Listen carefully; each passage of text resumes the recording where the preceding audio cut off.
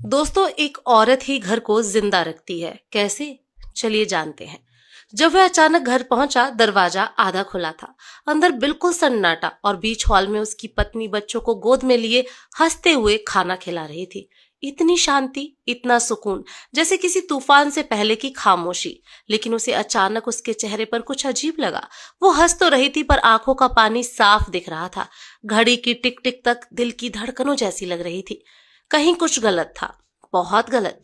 वह धीरे धीरे अंदर आया, मगर पत्नी ने ना उसकी आहट सुनी, ना उसके कदमों की आवाज। बस बच्चों को पकड़ा हुआ था और मुस्कुरा रही थी, जैसे दुनिया में उससे बढ़कर कोई खुश इंसान हो ही ना। लेकिन वह जानता था ये मुस्कान असली नहीं थी। सुबह ऑफिस जाते वक्त भी उसने जल्दी जल्दी काम करते हुए देखा था। बच्चे रो रहे थे, दूध उबल रहा था, गैस जल रही थी, कपड़े धोने की मशीन चल रही थी और वह थी कि भागती दौड़ती सब संभाल रही थी। लेकिन आज अचानक इतनी शांति, इतनी खुशी।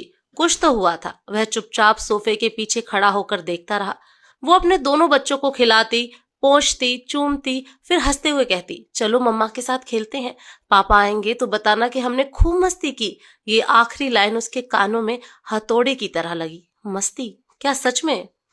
उसे लगा था कि घर आकर वह उसे बिखरी हालत में देखेगा, पर यहाँ तो सब उल्टा ही था। उसने धीरे से पूछा, इतना सब ठीक कैसे? सुबह तो तुम बहुत परेशान थी। पत्नी चौंक गई। बच्चों को एकदम कसकर पकड़ लिया, जैसे कोई डर हो कि कहीं कोई उन्हें उससे छीन ना ले। आप इतनी जल्दी आ गए? उसने जबरन मुस्कुराते हुए कहा। हाँ, पर तुम ठीक हो ना? एक पल के लिए उसकी आंखें भर आईं, लेकिन उसने चेहरा फेर लिया। हाँ, मैं बिल्कुल ठीक हूँ। वह झूठ बोल रही थी। उसने उसके हाथ पकड़कर कहा, सच्ची बात बताओ, क्या हुआ? उसकी पत्नी अचानक फूट पड़ी। आंसू इतने समय से अंदर दबे थे कि बहते ही रुक नहीं रहे थे। थक गई हूँ, उसने पहली बार सच कहा। बहुत थक गई हूँ, बच्चों को संभालते संभालते, घर को करते करते, और ऊपर से आपकी बातें कि बस मैं घर में खाती पीती और खेलती रहती हूँ। उसका गला सूख गया, क्योंकि ये वही वाक्य थे जो उसने कुछ दिन पहले गुस्से में बोल दिए थे और फिर भूल गया था।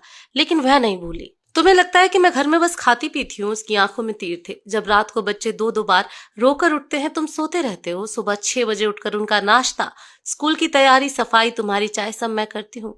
तुम कभी पूछते हो कि मैं कब आराम करती हूँ? वह चुप हो गया, क्योंकि उसके पास जवाब नहीं था। वह आगे बोली, आज मैंने सोचा अगर मैंने भी मुस्कुराकर अपना दर्द छुपा लिया तो शायद तुम समझ जाओगे, पर नहीं। तुम्हारे लिए तो घर की ये शांति ही सब कुछ है। उसके हर शब्द में सालों की थकान थी।